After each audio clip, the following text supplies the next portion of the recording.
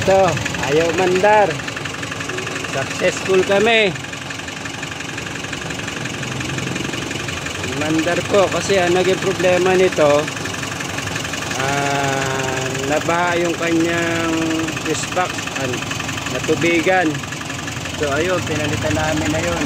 Yun, yung puti na yun. Medyo mahirap lang magplastic tayo ng sira. Ito, babalik na namin.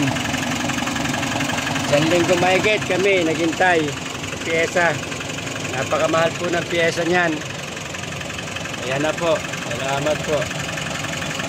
Yun na po, pagka ayaw mandar sa sakyan nyo, troubleshoot nyo na lang. Bitayin nyo lang para hindi kawawa customer. Yan, computer box, okay po yung computer box. Okay na po lahat. Sige po, yan lang. Pinalitan pala namin yung yun, yung body control module na yun.